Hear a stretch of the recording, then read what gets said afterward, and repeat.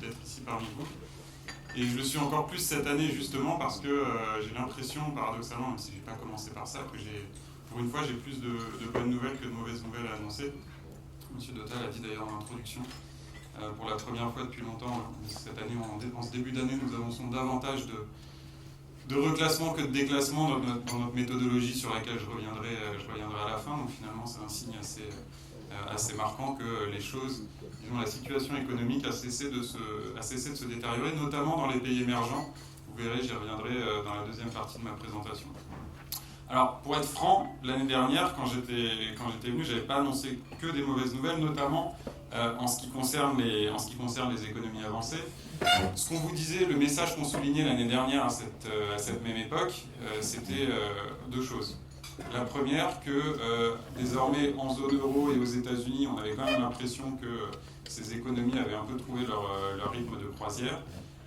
Cependant, déjà il y a un an, ce qu'on disait, c'est qu'elles allaient devoir faire face à deux risques. Le premier, c'était ce qui se passait en Chine et le risque que ça aille mal et que ça ait un impact sur nos économies, donc ça j'y reviendrai un peu plus tard.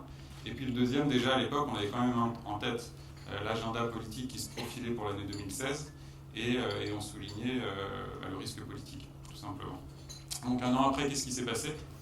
Bon, vous le savez, il y a eu énormément de chocs politiques plus ou moins inattendus. Je ne vais pas revenir dessus en détail, vous les avez tous en tête. Le paradoxe, c'est que si on prend un peu de recul quand même, malgré tous ces chocs politiques, les croissances à la fois en Europe et aux États-Unis sont restées assez dynamiques, sans accroc quasiment.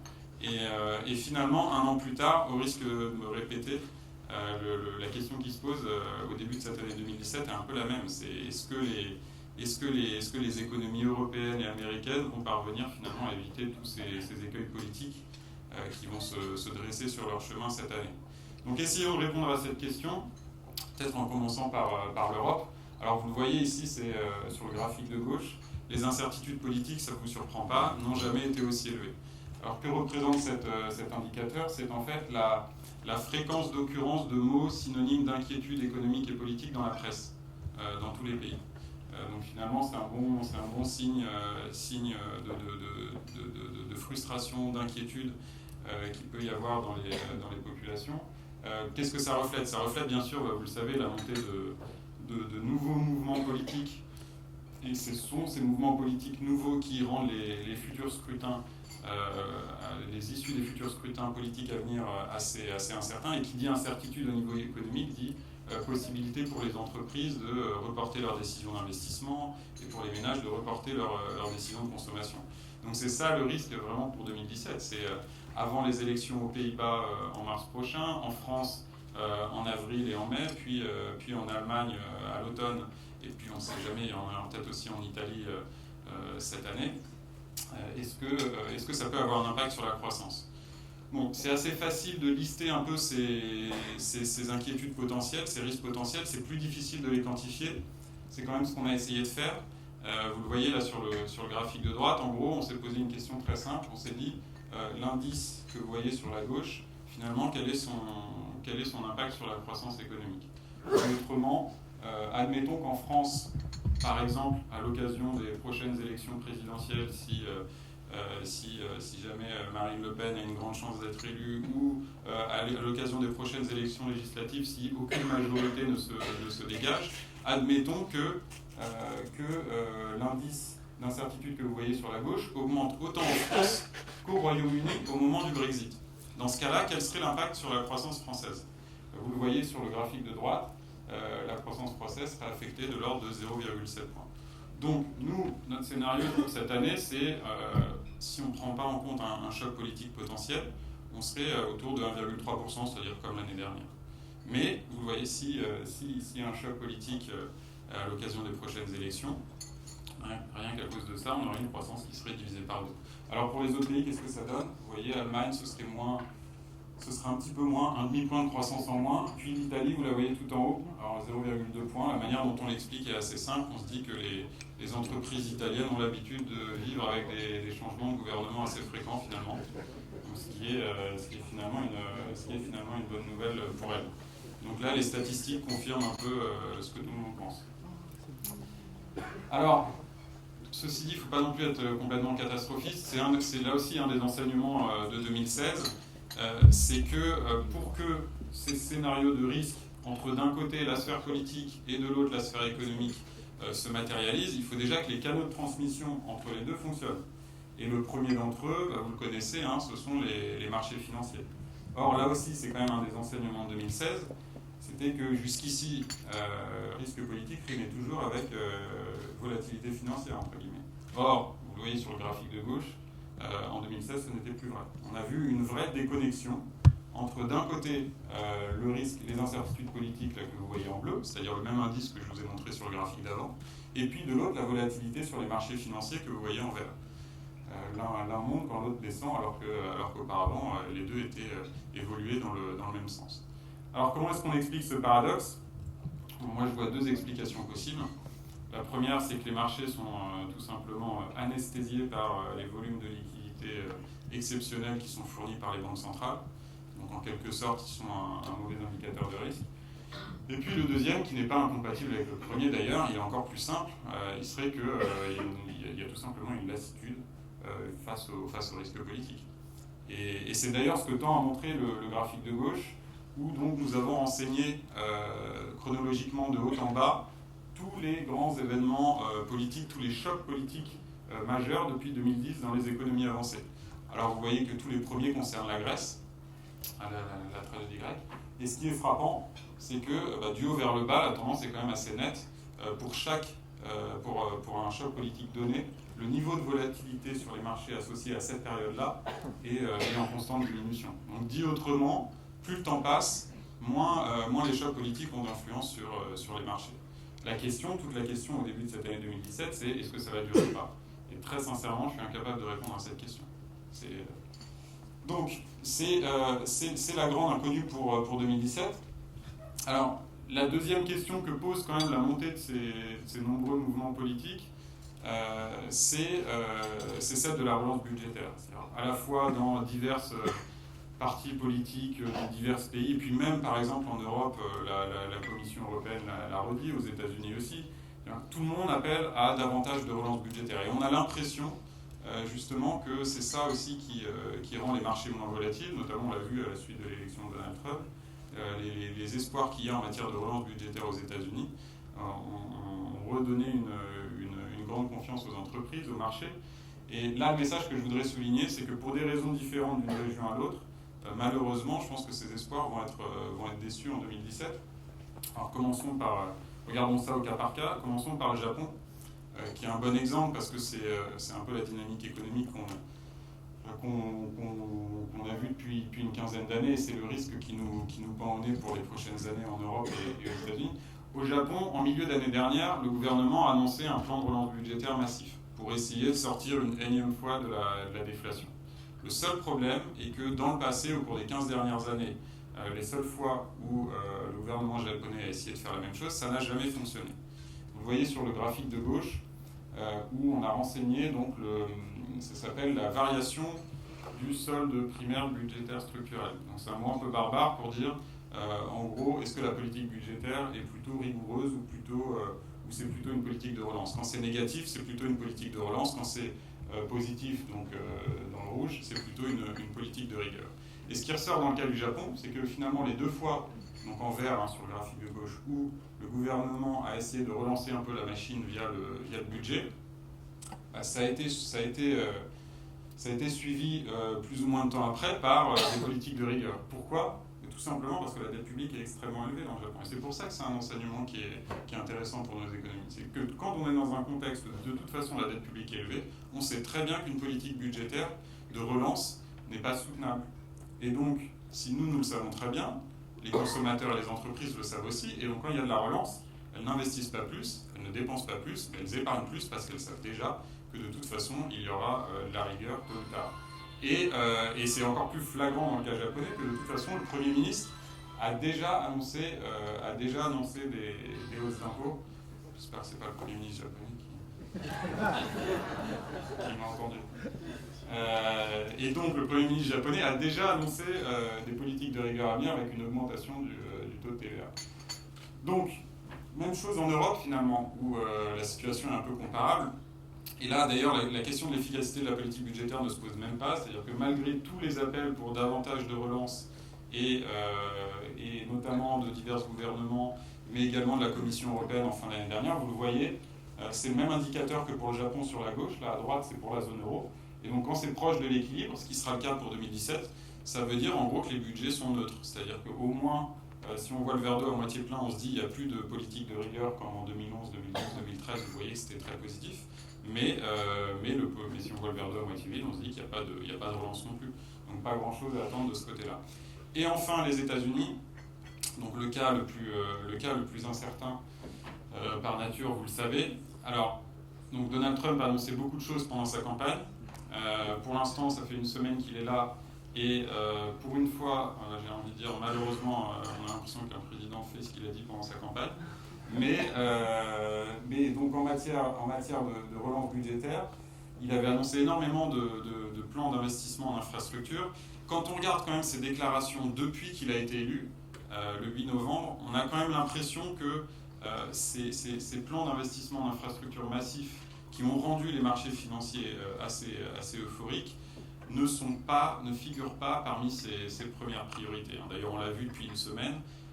Il a signé des décrets, donc je le disais tout à l'heure, sur le mur avec le Mexique, des décrets sur des questions protectionnistes, on y reviendra un peu plus tard. Mais finalement, sur cette question vraiment de la relance budgétaire, c'est peu probable que ça fasse partie de ses premières priorités, d'autant plus que c'est une question un peu délicate avec le reste des républicains qui sont contre creuser le déficit via davantage de dépenses. Donc au mieux, il parviendra peut-être à négocier quelque chose avec le Congrès à majorité républicaine dans le cadre du prochain processus budgétaire et donc pour la prochaine année fiscale qui commence le 1er octobre prochain. Donc vous voyez, au mieux, un impact positif, mais seulement l'année prochaine, pas cette année. Donc tout ça pour vous dire que là aussi aux États-Unis, il ne faut pas non plus s'attendre à des miracles en matière de relance. Et le problème dans le cas américain, c'est que quand on fait abstraction de cette politique économique et qu'on regarde la simple dynamique, on va dire cyclique de l'économie américaine, clairement on est en haut du cycle. Et donc quand on dit on est en haut du cycle, ça veut dire que maintenant ça va ralentir. Vous le savez, le taux de chômage est au plus bas, les salaires commencent à augmenter, les profits des entreprises, là, que vous voyez en bleu sur ce graphique, ont tendance à baisser. Donc encore une fois, rien de catastrophique, mais c'est quand même autant de signes généralement qui vous montrent qu'on n'est pas loin de la surchauffe. Même chose, vous voyez, du côté des ventes automobiles, par exemple. Alors là, on vous a indiqué notre prévision pour 2017. Alors certes, quand on regarde en niveau, les ventes automobiles sont à un niveau extrêmement élevé, mais donc en dynamique, ça veut dire que la meilleure période est passée, elles ont déjà commencé à baisser. D'ailleurs, vous l'avez sans doute vu dans les journaux, au mois de janvier, plusieurs constructeurs américains ont annoncé des arrêts temporaires de production en ce début d'année pour essayer d'écouler leur stock. Donc, quelque part, c'est le signe qu'il faut s'attendre à une situation un peu moins bonne, on va dire, en 2017. Même chose du côté de la construction. Encore une fois, rien de catastrophique, mais on avait l'habitude de voir une croissance des permis de construire à 2 chiffres ces dernières années. Vous voyez que maintenant ce ne sera plus le cas. D'après nos prévisions, ce sera plutôt 5% par an. Donc c'est un peu moins bien que ce qu'on avait l'habitude de voir. Donc tout ça pour vous dire qu'aux États-Unis, un peu moins de relance que ce que beaucoup vous annoncent à attendre cette année.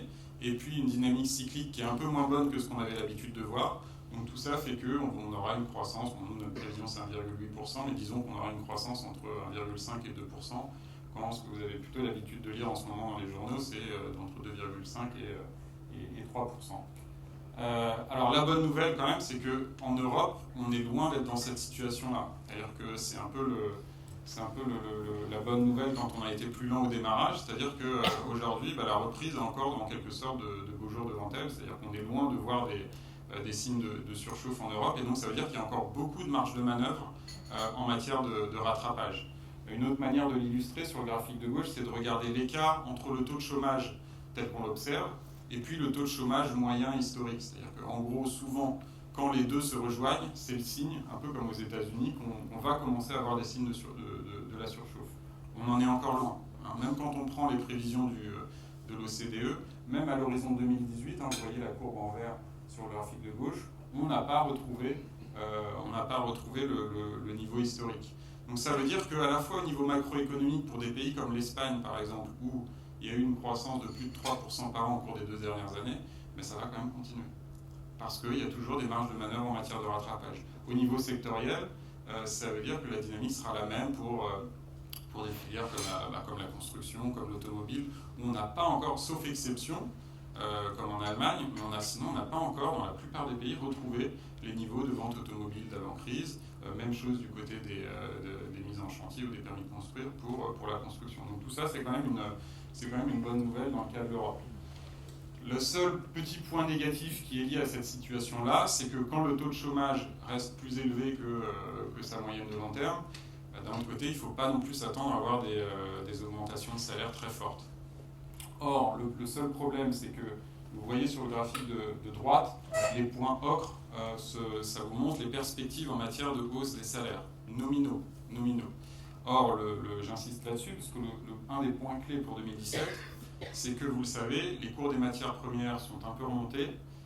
Donc l'inflation a déjà commencé d'ailleurs à remonter et elle va remonter encore un peu plus dans les prochains mois. Donc ce qui compte, c'est pas de regarder le point ocre, mais c'est plutôt la barre en bleu qui vous indique les salaires ajustés de l'inflation. Et là, comme l'inflation augmente, vous voyez que en gros la croissance des salaires réels, donc en gros le pouvoir d'achat des ménages, augmentera beaucoup moins dans tous les pays cette année que l'année dernière. Donc voilà, c'est un peu le seul petit bémol à avoir en tête du côté de la consommation des ménages. Mais au final, quand on combine tout ça, c'est-à-dire une croissance de l'emploi toujours progressive et continue dans la plupart des pays, on y est même maintenant en France, des dynamiques toujours positives dans beaucoup de secteurs d'activité, j'en citais deux importants, l'automobile et la construction. Donc tout ça vous montre bien qu'on est quand même on va rester normalement sur un sentier de croissance proche de 1,5% pour la zone euro dans son ensemble. Il y a quand même une bonne nouvelle qui est liée à la hausse de l'inflation, c'est que ça maintient le coût de financement pour les entreprises, un coût de financement qui est bas. C'est-à-dire que quand on regarde le coût de financement ajusté de l'inflation, donc le coût de financement réel pour les entreprises, le fait que l'inflation augmente, ça mérite de le maintenir bas. Et notamment pour la France, c'est une des raisons pour laquelle on continue d'anticiper une croissance, on va dire, modérément positive de l'investissement des entreprises. Pour ça, on regarde trois choses. Donc, ce coût de financement des entreprises, la demande adressée aux entreprises, donc en gros la consommation des ménages, et puis un indice d'inquiétude des entreprises, pour lesquelles, donc c'est la courbe en verte que vous voyez sur le graphique de gauche, pour laquelle nous avons repris l'indice d'incertitude politique que je vous ai montré déjà plusieurs fois depuis tout à l'heure. Et quand on combine tout ça, la bonne nouvelle, c'est que ça donne quand même une croissance toujours positive de l'investissement, malgré des mesures d'aide, notamment aux entreprises, comme le suramortissement, qui vont venir à échéance, qui vont s'arrêter, notamment au printemps prochain. Donc là aussi, c'est plutôt une bonne nouvelle. Ça nous donne en France, je vous le disais tout à l'heure, un scénario de croissance toujours modéré, on va dire similaire à celui de l'année dernière, on prévoit 1,3%, sous réserve toujours que ce choc politique dont on parlait tout à l'heure ne se matérialise pas. Dans ce cas-là, je me répète, mais ce serait une croissance divisée par deux. Donc finalement, les seules mauvaises nouvelles, les seuls petits bémols sont à regarder du côté sectoriel en France. Vous le voyez avec les dynamiques des défaillances d'entreprises. Nous, on pense qu'elles vont continuer de se réduire cette année, moins 1% après moins 3% l'année dernière. Mais vous voyez qu'il y a quand même encore certains secteurs d'activité dans lesquels elles continuent d'augmenter. Je pense notamment à l'habillement, vous le voyez sur le graphique de gauche. Alors même chose au Royaume-Uni. Alors bien sûr la situation est très différente, mais là aussi le point clé qu'il convient de retenir, c'est que les dynamiques sectorielles sont très contrastées.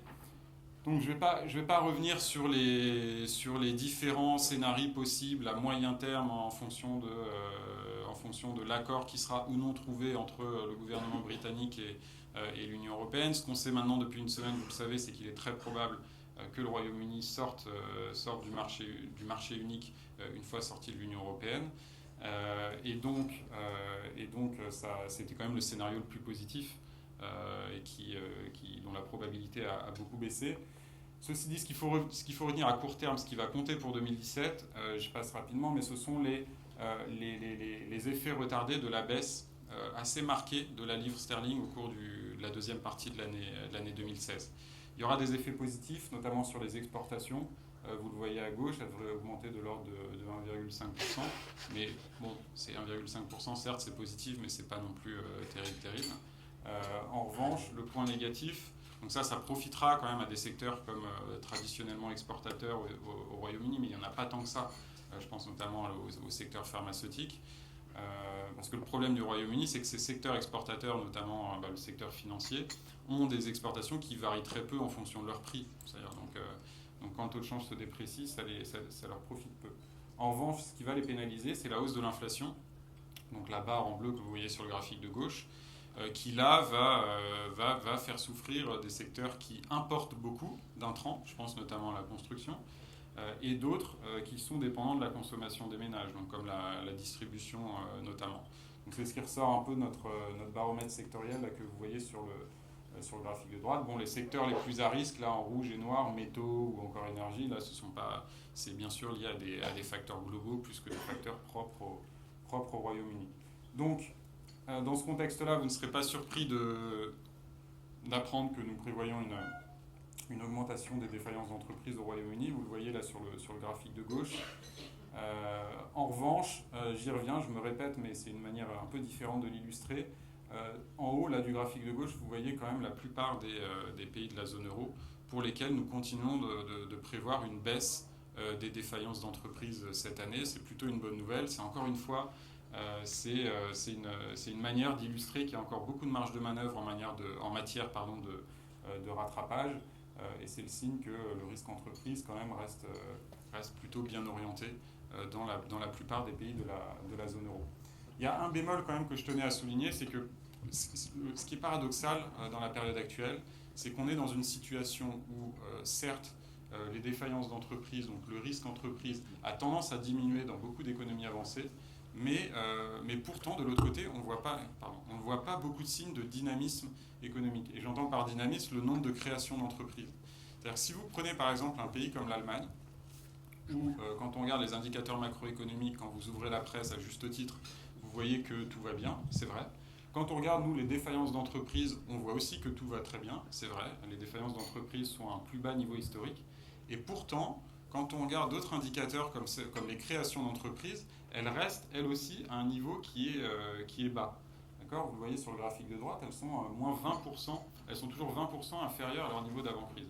Et donc c'est un peu un des paradoxes de la période actuelle, c'est qu'il y a à la fois peu de défaillances, mais aussi de l'autre côté peu de création d'entreprises. Donc dit autrement, on est de plus en plus dans une situation un peu, ce sont un peu les premiers signes d'une situation un peu stagnante, où il n'y a plus ce processus un peu de destruction créatrice, où des entreprises déclinantes disparaissent et elles sont remplacées par d'autres entreprises plus innovantes. Alors comment expliquer ça ? Il y a sans doute plusieurs explications, hein, mais celle qui me paraît la plus évidente, je pense, ce sont un peu les effets secondaires de la politique monétaire ultra-expansionniste dont on bénéficie depuis quelques années. C'est vrai qu'à court terme, ça a le mérite de sauver beaucoup d'entreprises de la faillite, mais à moyen terme, quand elles se prolongent sur une période de temps très longue, toutes ces ressources de financement accordées à des entreprises un peu stagnantes ou déclinantes ou très endettées, ce sont autant de ressources de financement en moins pour les nouveaux acteurs qui essaient de toquer à la porte. Et en tout cas, c'est un des enseignements finalement du cas japonais, puisqu'on était exactement dans la même situation au début des années 2000 au Japon, avec les conséquences macroéconomiques de long terme que vous connaissez tous. Donc c'est un peu le paradoxe de la situation actuelle. Ça va quand même mieux à court terme, mais il faut faire attention à ça. Alors c'est pas vrai dans tous les pays, hein. Vous voyez par exemple en France, on a retrouvé la moins 0,1%, ça veut dire qu'en gros, le nombre de créations d'entreprises a retrouvé celui d'avant-crise. Et là, on n'a pas tenu compte de tous les auto-entrepreneurs qui sont des créations d'entreprises un peu particulières.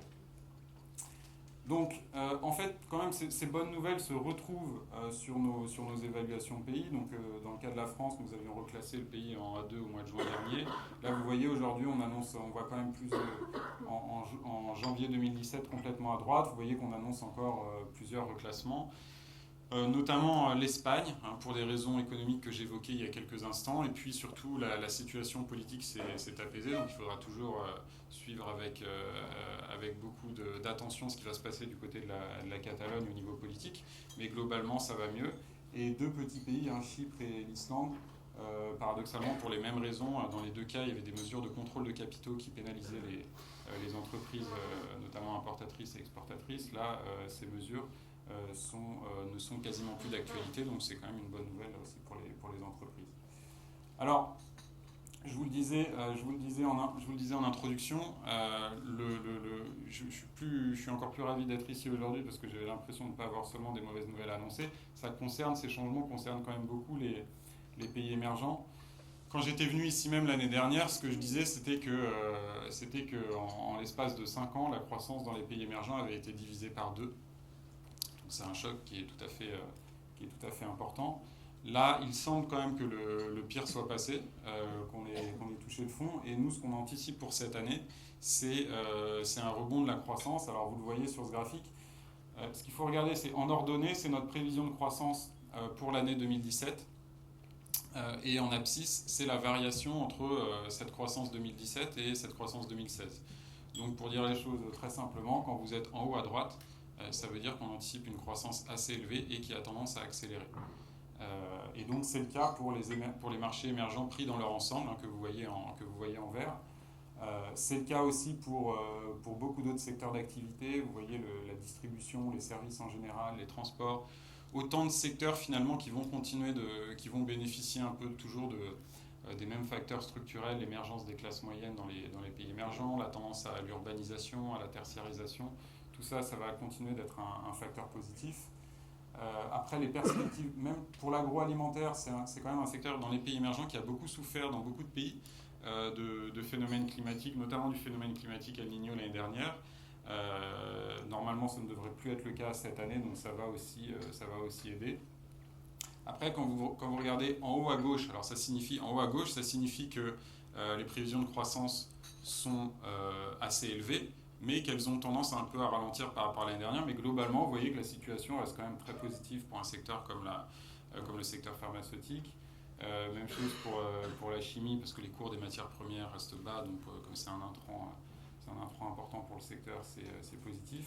Et puis l'automobile, pardon, excusez-moi, l'automobile, vous voyez toujours des perspectives de croissance assez bonnes dans les pays émergents, un peu moins bonnes que l'année dernière. C'est lié essentiellement à la Chine, où le secteur a beaucoup profité d'aides étatiques l'année dernière. Ce sera un peu moins le cas cette année, mais globalement, ça reste bon.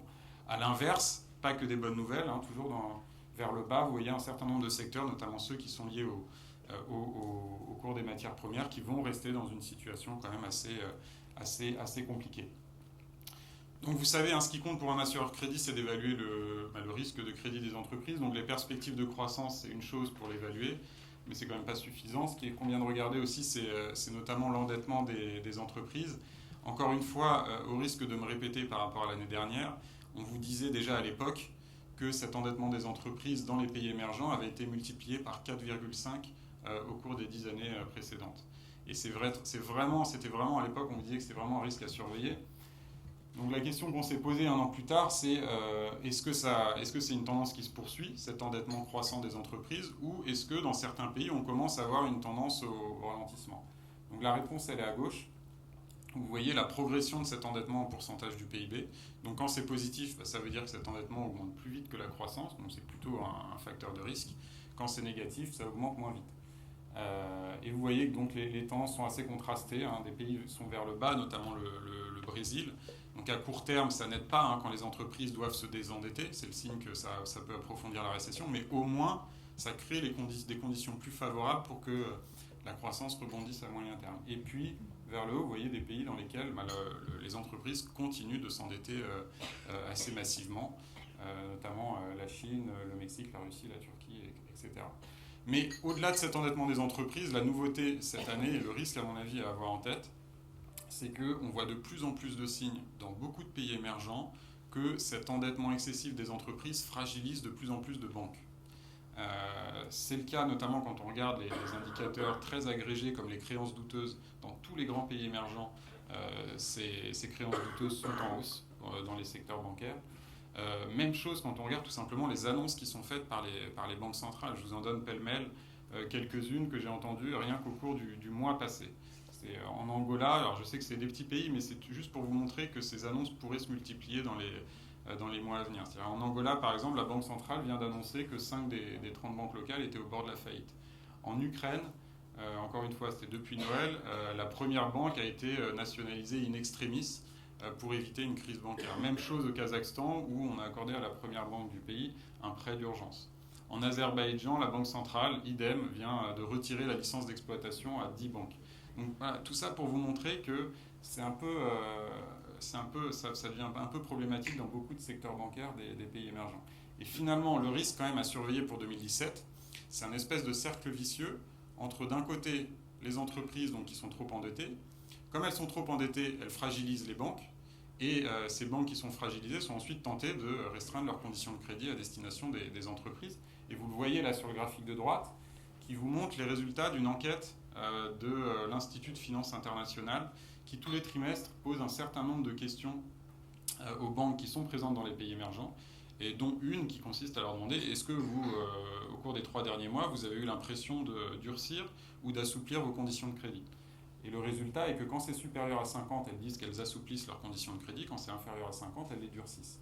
Donc hormis en Europe centrale, j'y reviendrai à la fin, où la situation reste plutôt bonne, vous voyez que dans toutes les autres régions émergentes, la tendance est assez claire, elle est au durcissement des conditions de crédit.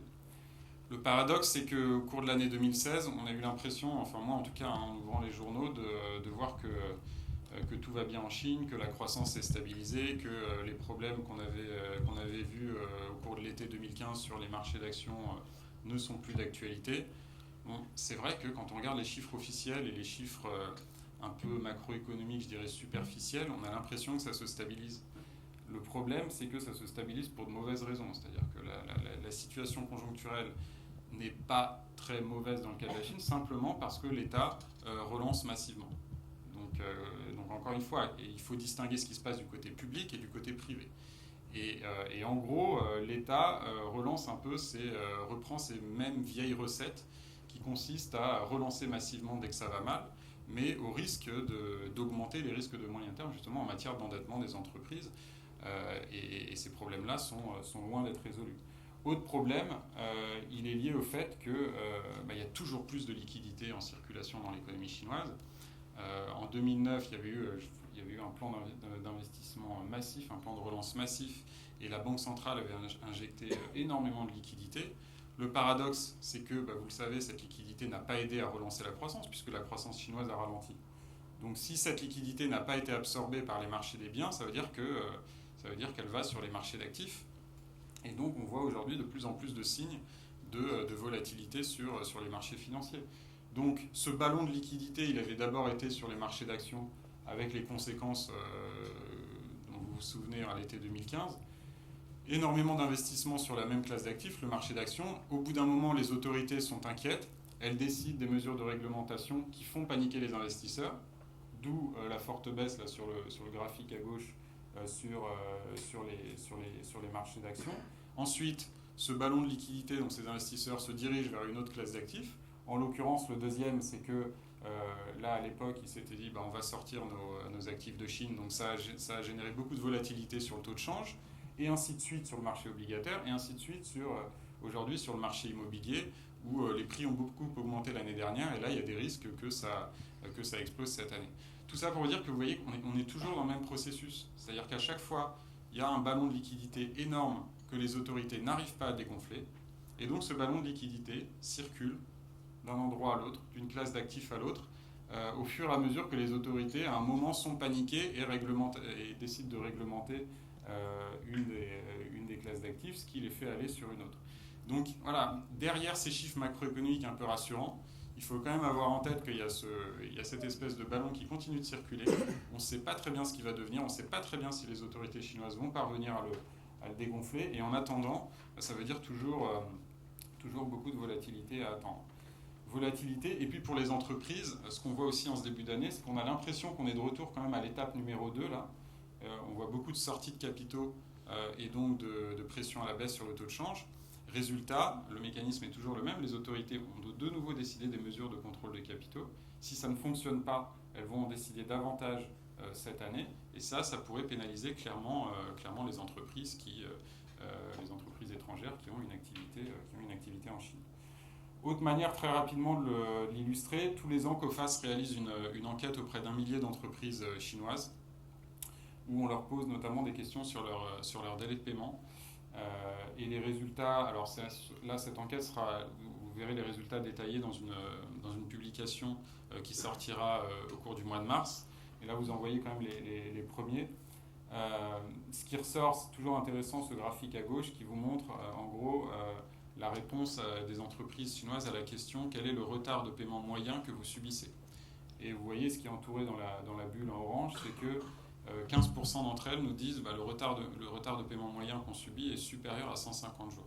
Ça c'est 5 points de plus que l'année dernière et c'est 3 fois plus qu'il y a 2 ans. Et dans le détail par secteur d'activité sur le graphique de droite, globalement, le message à retenir, c'est que c'est une tendance qu'on observe dans quasiment tous les secteurs. C'est-à-dire que autant l'année dernière, on vous disait il y a des secteurs quand même comme la construction ou la métallurgie qui sont plus à risque, autant là, on voit quand même que ça augmente un peu partout. Alors, les secteurs qui sont vers le bas sont quand même moins à risque, l'automobile, le secteur pharmaceutique, etc. Mais même dans cela, vous voyez qu'on a l'impression quand même que ça se détériore. Donc, ce premier risque, en gros, qui quand même va contraindre la reprise, vous voyez, c'est tout ce qui est lié à l'endettement des entreprises et au risque bancaire. Le deuxième, un peu comme pour les économies avancées, c'est qu'on en parle moins parce que c'est Trump et le Brexit qui font la une de l'actualité, mais le risque politique quand même dans les économies émergentes reste là aussi d'actualité et reste important. Je ne vais pas rentrer dans le détail de la manière dont on construit cet indicateur. Ayez seulement en tête que c'est un indicateur de risque politique agrégé où on essaie de mesurer à la fois le risque de changement politique qui est lié à de la contestation sociale dans les pays, parce que quand la croissance est divisée par 2, ça signifie que le chômage augmente, les inégalités de revenus augmentent, souvent l'inflation augmente aussi, ce qui pénalise le pouvoir d'achat. Donc ce que vous voyez en bleu et en vert, en gros, quand vous combinez les deux, ça vous donne un peu un bon indicateur de frustration sociale dans les pays. Et ce qu'on a ajouté à ça en ocre, c'est en gros notre indice de risque sécuritaire, où on tient compte du risque de conflit externe, du risque terroriste aussi, qui devient de plus en plus important. Et donc quand on combine tout ça, vous voyez un peu cet indice de risque politique agrégé pour les pays émergents. Donc ce qu'il en ressort, c'est que dans tous les grands pays émergents, on a pu vous en montrer que quelques-uns, mais il est en augmentation depuis la crise. Là encore une fois, ça ne va pas vous surprendre. Donc c'est quelque chose qui est d'autant plus important que, pour faire simple, en gros, il y a beaucoup de raisons domestiques qui peuvent expliquer cette montée des risques. Il y en a quand même une qui est commune, je le disais, c'est la détérioration des conditions macroéconomiques. Et le problème est que là aussi, on peut rentrer dans un cercle vicieux où les dégradations en termes de croissance augmentent le risque politique, et à son tour, cette montée du risque politique détériore les conditions économiques parce que, face à ces incertitudes, comme en Europe, je le disais tout à l'heure, les entreprises, à la fois étrangères et locales, sont peu incitées à investir, les ménages hésitent à consommer. Et donc ça, c'est un risque, par exemple, vous le voyez à gauche pour la Russie, pour la Turquie ensuite. La Turquie, c'est vraiment l'exemple parfait en matière de cercle vicieux entre, d'un côté, le risque politique et puis le risque économique. C'est-à-dire les entreprises sont très endettées en devises étrangères, la livre turque se déprécie beaucoup, donc ça les pénalise.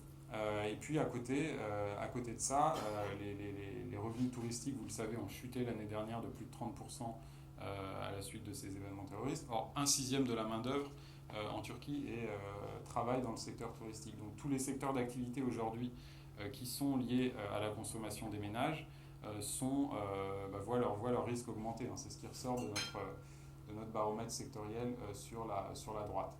Et puis autre émergent à surveiller pour l'année 2017, c'est l'Afrique du Sud.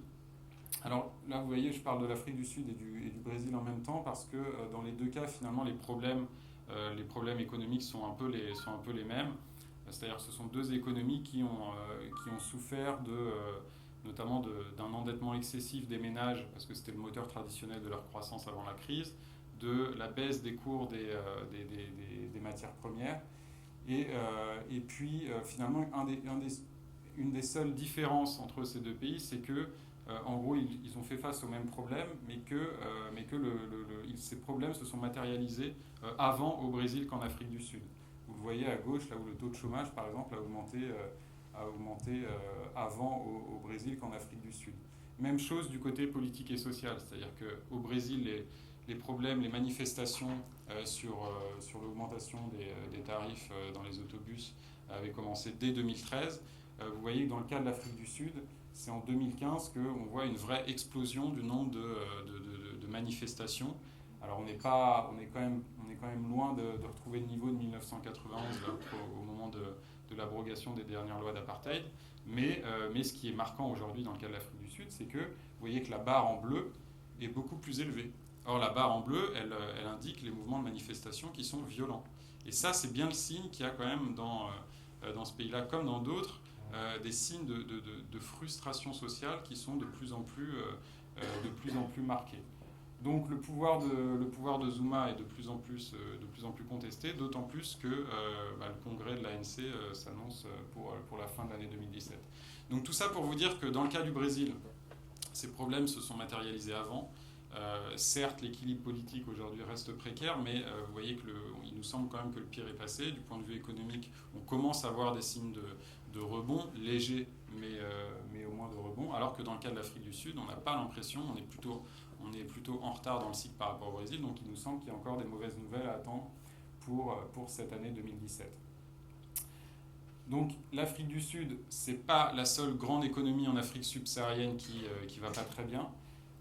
C'est ce qui ressort là de ce graphique. Vous voyez que les deux autres grandes économies d'Afrique subsaharienne, que sont le Nigeria et l'Angola, ont aussi des perspectives de croissance qui sont très faibles. Alors ce graphique, c'est un peu le même que celui que je vous montrais sur la croissance des émergents un peu plus tôt. En ordonnée, vous voyez la prévision de croissance pour 2017. En abscisse, la variation entre 2017 et 2016.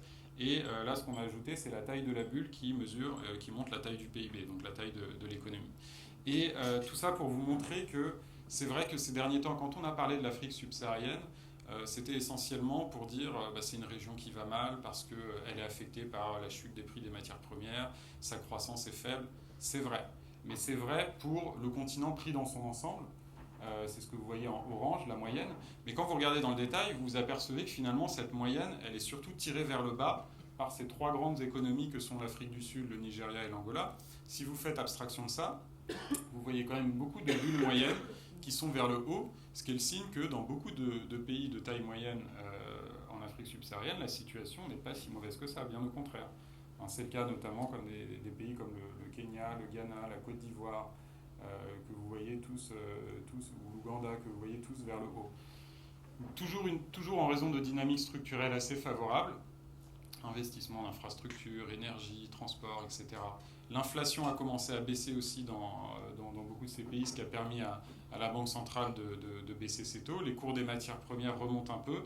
Donc tout ça fait que les perspectives sont plutôt bonnes quand même pour 2017 dans un certain nombre de pays. Là encore, je me répète, les principaux risques, c'est politique et social.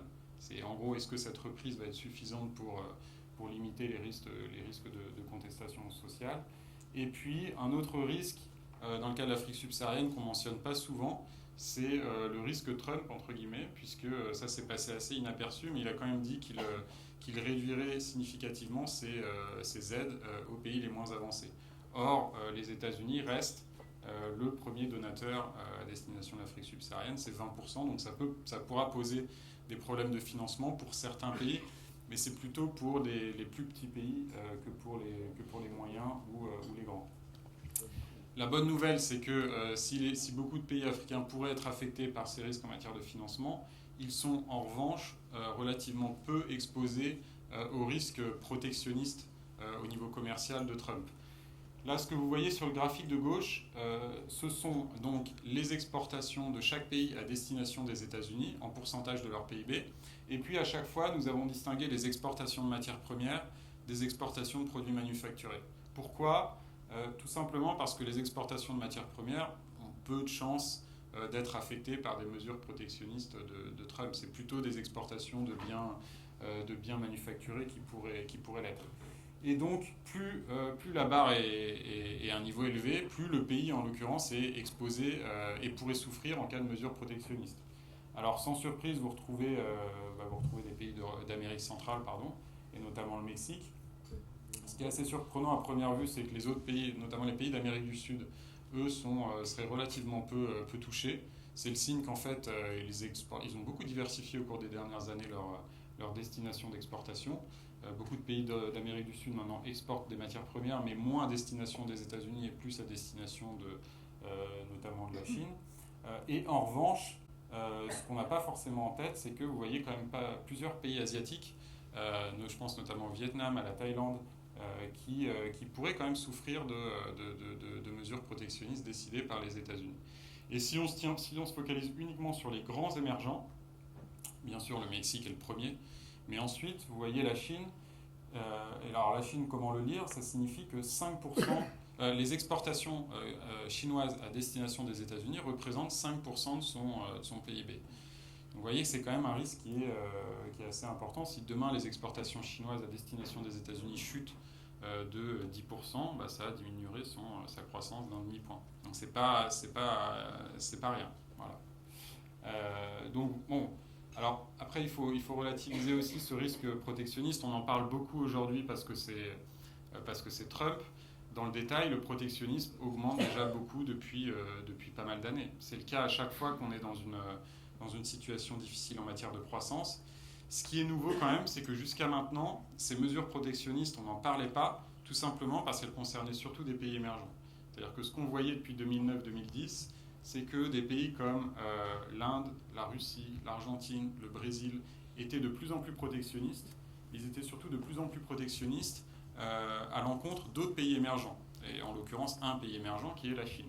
Et donc, pour nous, on avait l'impression que ça nous touchait pas. Mais c'est quand même une des raisons qui explique déjà depuis plusieurs années que la croissance du commerce mondial est beaucoup baissée. Donc c'est un nouveau risque, c'est clair, pour 2017. Ceci dit, encore une fois, il a relativisé. Nous, on a une prévision en matière de commerce mondial, donc d'exportation mondiale pour 2017, où on tient compte des cours des matières premières, notamment du pétrole, qui rebondissent un peu, où on tient compte aussi de la confiance des entreprises aux États-Unis et en Europe, où la tendance est plutôt aussi en hausse. On tient compte aussi des coûts des transports au niveau mondial. Et vous voyez que c'est en vert, ça nous donne une prévision qui est à près de 2,5% pour cette année.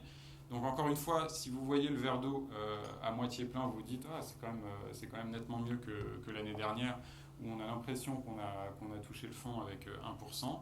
Si vous voyez le verre d'eau à moitié vide, vous vous dites on est quand même très loin de ce qu'on avait l'habitude de voir avant crise, c'est quand même qui était à 7%.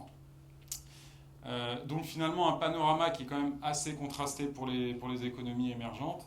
Ça se retrouve dans nos évaluations pays. Regardez par exemple en haut pour l'Amérique latine. Donc on déclasse le Mexique, ça ne va pas vous surprendre. En partie bien sûr en raison du risque Trump entre guillemets.